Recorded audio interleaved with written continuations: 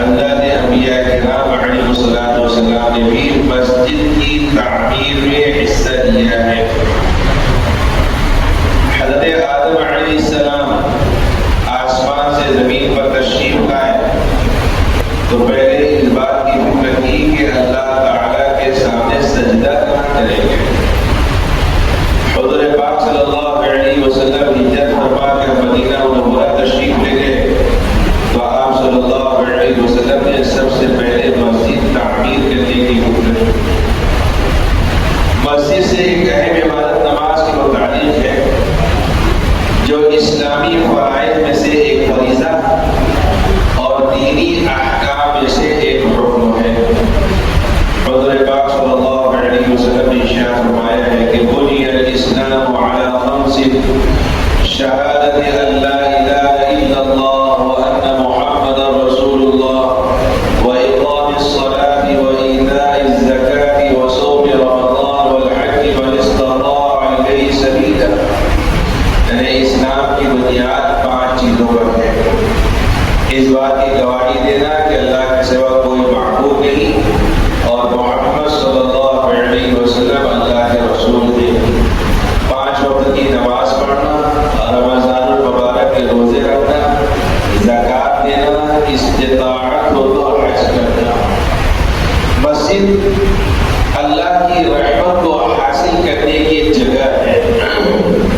اللہ تعالیٰ کی رحمت اترتی ہے تو سب سے پہلے مسجد پر اترتی ہے، پھر وہاں سے یہ رحمت پوری بستی، پوری آبادی، پورے محلے میں پھیلائی جاتی ہے، باشندگان محلہ کو یہ رحمت دی جاتی ہے۔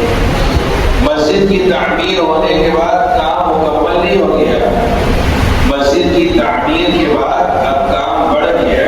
اہلیان محلہ کی ذمہ داری مسجد کو آباد رکھنے کی ہے۔ حدیث شریف میں ہے کہ مسجد اپنے کو آباد کرنے والے کو دعا دیتی ہے اور اپنے کو ویران کرنے والے کو بددعا دیتی ہے۔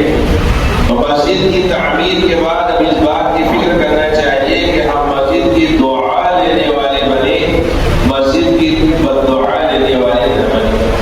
اور جو لوگ مسجدوں میں نماز پڑھنے کے لیے آتے ہیں ان کو اللہ تعالیٰ کی طرف سے کامل و مکمل نور اور روشنی کی بشارت و خوشخبری دی گئی ہے۔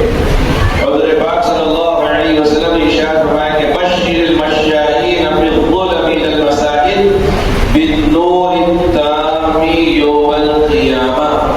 اندھیریوں میں اور تاریکیوں میں مسجد میں آنے والوں کو قیامت کے دن کامل نور کی بشارت اور خوشخبری سنا۔ ایک حدیث شریف میں حضور پاک صلی اللہ علیہ وسلم نے ارشاد فرمایا کہ جو لوگ اندھیریوں میں تاریکیوں میں مسجد میں آتے ہیں اولئک الخواصون فی رحمت اللہ، وہ اللہ کی رحمت میں غوطہ لگانے والے ہیں۔ ایمان باللہ کے بعد اللہ تعالیٰ کی ذات و صفات پر ایمان و یقین کے بعد نماز کا تذکرہ تمام انبیاء کرام علیہ السلام کی شریعتوں میں۔ بعض انبیاء کرام علیہ السلام کا تذکرہ قرآن کریم میں، ان کے تذکرے میں نماز کا ذکر موجود ہے۔ اس سے نماز کی اہمیت کا اور اس کی عظمت کا اندازہ ہوتا ہے۔ اور شریعت محمدیہ میں نماز سے متعلق تفصیلی احکام ہیں۔ حضور پاک صلی اللہ علیہ وسلم کو خطاب فرما کر اللہ تعالیٰ نے قرآن کریم میں ارشاد فرمایا وَأَمُرْ أَهْلَكَ بِالصَّلَاةِ وَاصْطَبِرْ عَلَيْهَا لَا نَسْأَلُكَ رِزْقًا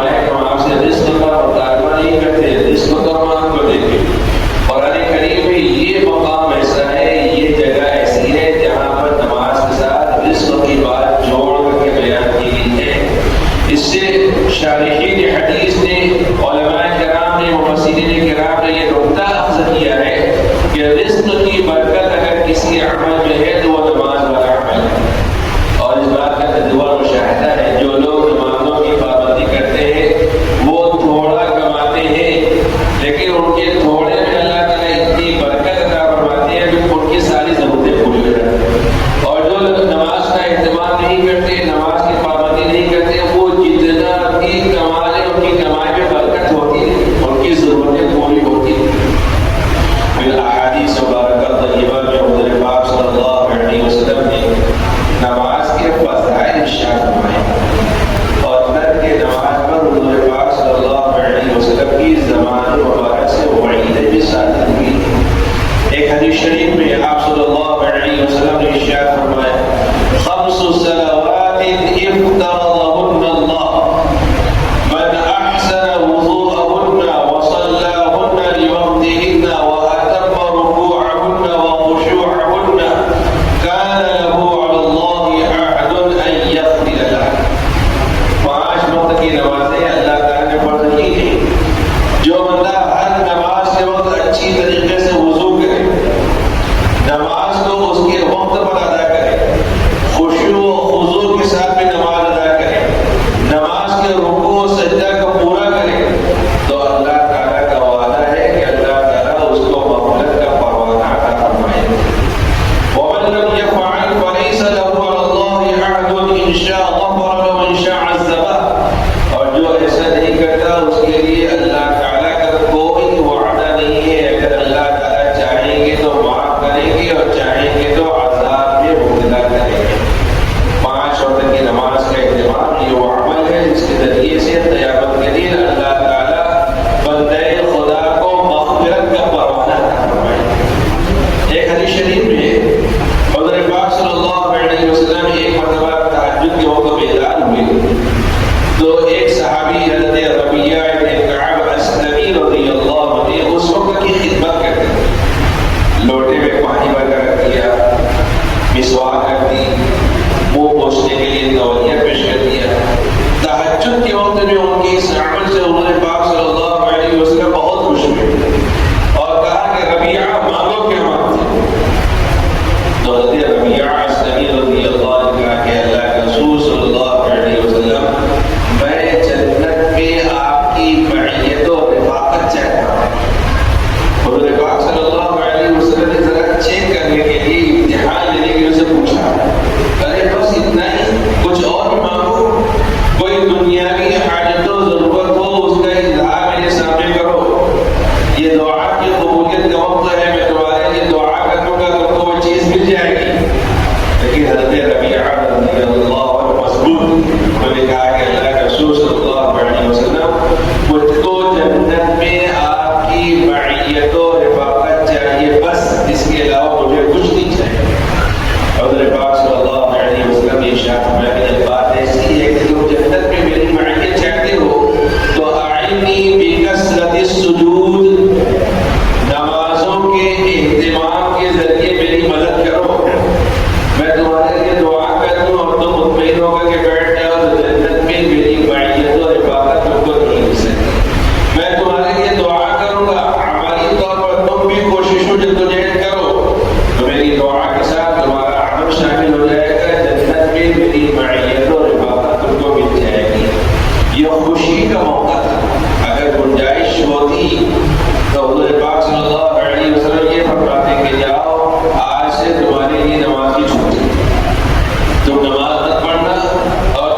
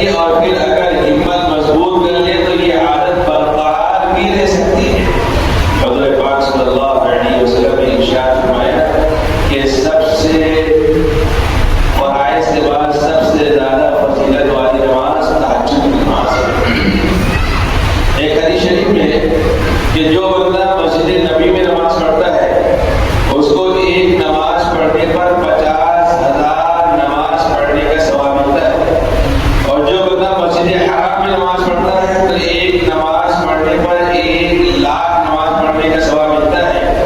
اور وہ مجاہدین جو اسلامی سرحدوں کی حفاظت کے وقت نماز پڑھتے ہیں تو ان کو ایک نماز پڑھنے پر 20,00,000 نماز پڑھنے کا ثواب ملتا ہے۔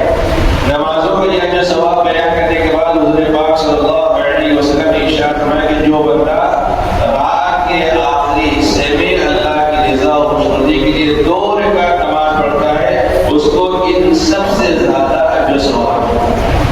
اور رمضان کے مبارک مہینے میں تو نمازوں کا اجر و ثواب بڑھ جاتا ہے، نفل کا ثواب فرض کے برابر ملتا ہے، فرض کا ثواب 70 فرائض کے برابر ملتا ہے۔ رمضان کے مبارک مہینے میں بندہ نفل نماز تہجد کا اہتمام کرے گا تو اس قدر نیکیوں کے اضافہ اس کے نامے اعمال میں ہوتا ہے۔ اسی طریقے سے مغرب کی نماز کے بعد اوابین کی نفل نماز ہے۔ یہ وقت عام دنوں میں مصروفیت کا ہے، لیکن رمضان کے مبارک مہینے میں یہی وقت فرصت کا ہے۔ مغرب سے عشاء کے درمیان کسی کو کوئی کام نہیں ہوتا، روزہ افطار کر لیا، مغرب کی نماز پڑھ لی تو اب لوگ عشاء کی اذان کا انتظار کرتے ہیں کہ عشاء کی نماز پڑھ لیں، تراویح پڑھ لیں، اس کے بعد چھٹی، اس کے بعد جائیں گے کھانا کھائیں گے، جو ضرورت ہے اس ضرورت کو جو پوری کریں گے۔ لیکن رمضان کے مبارک مہینے میں ان کا اہتمام انتہائی آسان ہو جاتا ہے۔ عام دنوں مشکل ہے، رمضان کے مہینے میں اہتمام آسان ہے۔ یہ وقت سارا غفلت کی نظر ہو جاتا ہے، لوگ ویسے ہی ضائع کر دیتے ہیں۔ مغرب کی نماز کے بعد 2 رکعت سورت موقعہ پڑھ لینے کے بعد 5-10 منٹ کا وقت فارغ کریں، 6 رکعت اوابین کی نیت سے پڑھ لیں۔ حدیث شریف میں صحیح حدیث اس لیے کہہ رہا ہوں کہ کبھی کوئی فضیلت بیان کی جاتی ہے تو لوگ یہ سمجھتے ہیں کہ اتنے آسان عمل کی اتنی بڑی فضیلت کیسے ہو سکتی ہے، اس لیے کہہ رہا ہوں صحیح حدیث شریف کے اندر ہے جو بندہ مغرب کی نماز کے بعد 6 رکعت نفل یعنی اوابین پڑھتا ہے تو اللہ تبارک و تعالیٰ اس کے لیے جنت میں ایک محل تعمیر کر دیتے ہیں۔ عام دنوں کے اندر اگر کوئی بندہ اوابین پڑھے تو ایک محل بنے گا، رمضان مبارک مہینے میں کوئی بندہ اوابین کا اہتمام کرے تو اس کے لیے 70 محل جنت کے اندر تعمیر ہوگا۔ تھوڑی سی توجہ سے، تھوڑے سے وقت کو کام میں لانے سے ہر رات میں 70 محل جنت میں بنوانا بالکل صحیح راستہ۔ نماز کے فضائل کے بعد حضور پاک صلی اللہ علیہ وسلم نے بڑی پھر ارشاد فرمائی جو لوگ نماز نہیں پڑھتے ان کے لیے وعید ہے۔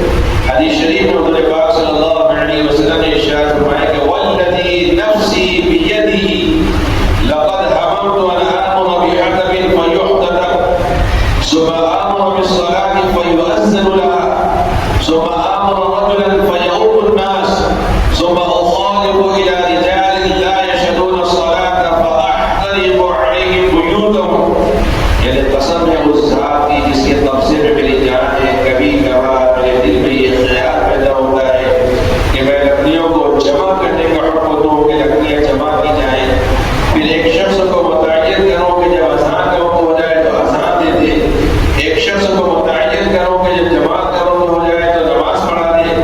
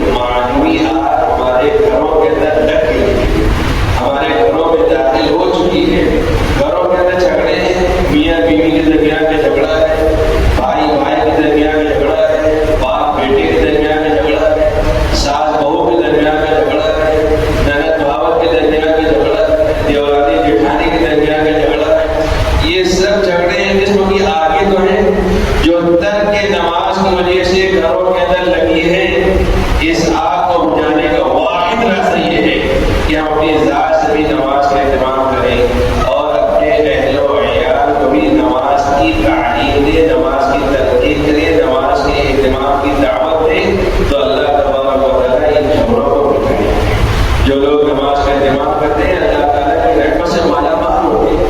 حدیث شریف میں حضور پاک صلی اللہ علیہ وسلم نے ارشاد فرمایا کہ ان اللہ وملائکتہ یصلون علی الصف الاول، جو لوگ پہلی صف میں نماز پڑھتے ہیں اللہ کی رحمت پر اترتی ہے اور فرشتے ان کے لیے دعائیں رحمت کرتے ہیں۔ بہت سے لوگ ایسے بھی ہوں گے جو نماز پابندی سے پڑھتے ہیں لیکن ان کی پریشانی، ان کی مصیبت، ان کی تکلیف دور نہیں ہوتی، تو نماز کے اندر کوئی خامی نہیں ہے، نماز کی فضیلت کے اندر کوئی بات نہیں ہے۔ اصل بات ہماری نماز کے صحیح اور درست ہونے کی۔ اگر نماز صحیح معنوں میں نماز ہو تو اس نماز کی یہ تاثیر ہے کہ اللہ تبارک و تعالیٰ کی رحمت کو کھینچنے والی چیز ہے، اللہ تعالیٰ کی رحمت کو بندوں کی طرف متوجہ کرنے والی چیز ہے۔ بچپن میں جیسی جیسی نماز لوگوں کو پڑھتے ہوئے دیکھ کر ہم بڑھاپے تک ویسے ہی لگاتے رہتے ہیں۔ نماز صحیح طور پر پڑھنا سیکھتے رہیے تو اس کی برکت، اس کی رحمت جو کیسے حاصل ہوگی۔ نماز کے فرائض، نماز کے واجبات، نماز کے متعلقات، نماز میں پڑھی جانے والی سنتیں، دعائیں، یہ سب سیکھنے کی چیز ہے۔ ایک ایک چیز سیکھ کر کے نماز صحیح اور درست کی جائے تو اس نماز کے ذریعے سے زندگی کے اندر انقلاب عظیم برپا ہو سکتا ہے، اور یہی صحیح اور درست نماز اللہ تعالیٰ کی رحمت سے جو شاہکار کرنے والی ہوتی ہے۔ جیسی جیسی نماز پڑھ کر کے ہم لوگ یہ سمجھتے ہیں کہ ہم نے اللہ تعالیٰ کو راضی و خوش کر دیا، اللہ تعالیٰ کو راضی و خوش کرنے کی بجائے ہم اور زیادہ ناراض کر دیتے ہیں۔ ہماری مثال ایسی ہے جیسے ایک گاؤں میں ایک چودھری صاحب تھے، وہ بیمار ہو گئے، لوگ ان کی عیادت کے لیے آتے رہتے، ان کے پڑوس میں ایک بہرا آدمی رہتا تھا۔ اس نے سوچا کہ چودھری صاحب کے لوگ عیادت کرنے کے لیے آ رہے ہیں، میں پڑوسی ہوں، مجھ کو عیادت کرنے کے لیے جانا چاہتے ہیں، لیکن پھر اس نے سوچا کہ میں جاؤں گا تو اس سے بات کیا کروں گا، مجھے تو سنائی دیتا نہیں۔ اس نے ذہن میں خاکہ بنایا، بہرے آدمی نے اپنے ذہن میں خاکہ بنایا، میں جاؤں گا پہلے چودھری صاحب کا سلام کروں گا، سلام کروں گا تو دعا کروں گا، پھر میں پوچھوں گا کہ چودھری صاحب طبیعت کیسی ہے، بہت دنوں سے بیمار ہیں، اب ٹھیک ہو رہے ہیں، تو وہ کہیں گے کہ الحمدللہ طبیعت ٹھیک ہے، تو میں بھی الحمدللہ کہوں گا۔ پھر میں پوچھوں گا کہ چودھری صاحب کس کا علاج جاری ہے، کسی بڑے ڈاکٹر حکیم کا نام بتائیں گے، تو میں بھی کہوں گا کہ بہت اچھا ڈاکٹر ہے، اسی کا علاج جاری رکھیے۔ پھر میں پوچھوں گا کہ چودھری صاحب کیا کھا رہے ہیں، بیمار آدمی ہے، ہلکی پھلکی غذا کا نام بتائیں گے، تو میں کہوں گا کہ یہ بہت اچھی غذا ہے، بیمار آدمی کو تو یہی کھانا چاہیے۔ اپنے ذہن میں خاکہ بنایا اس بہرے آدمی نے اور عیادت کے لیے گیا اور معاملہ گڑبڑ ہو گیا۔ جا کر سلام کی بلند آواز سے السلام علیکم، جو بہرا ہوتا ہے نا وہ یہ سمجھتا ہے کہ سب بہرے، اس لیے بولتا بھی زور سے، بلند آواز سے سلام کیا۔ بیمار آدمی کے مزاج میں چڑچڑاپن پیدا ہو جاتا ہے، زور سے سلام کرنا ذرا ناگوار بن جائے لیکن جواب دے دیا۔ پھر زور سے پوچھا چودھری صاحب طبیعت کیسی ہے، تو چودھری صاحب نے غصے میں آ کر کہا مر رہا ہوں، تو اس بہرے کا جواب دیا الحمدللہ۔ پھر پوچھا کہ چودھری صاحب کس کا علاج جاری ہے، غصے میں غصے کو بھی لانے جا رہا ہے۔ چودھری صاحب نے کہا کہ میرا علاج ملک الموت کر رہے ہیں، تو اس بہرے نے جواب دیا کہ بہت اچھا ڈاکٹر ہے، اسی کا علاج جاری رکھے۔ پھر پوچھا کہ چودھری صاحب کیا کھا رہے ہیں، تو غصے میں آنے والے کا زہر کھا رہا ہوں، زہر، تو اس بہرے نے کہا کہ بہت اچھی غذا ہے، بیمار آدمی کو یہی کھانا چاہیے۔ اپنے حساب سے ذہن میں ایک خاکہ بنا کر عیادت کرنے کے لیے گیا، اور عیادت کرنے کے بعد اس بہرے آدمی نے یہ سوچا کہ میں نے چودھری صاحب کا دل خوش کر دیا، لیکن بتاؤ ایمانداری سے وہ چودھری صاحب کا دل خوش کر کے آیا یا ان کو ناراض کر کے آیا؟ ایسی جیسی جیسی نماز پڑھ کر کے ہم لوگ یہ سمجھتے ہیں کہ ہم نے اللہ تعالیٰ کو راضی و خوش کر دیا، حالانکہ اللہ کو راضی نہیں بلکہ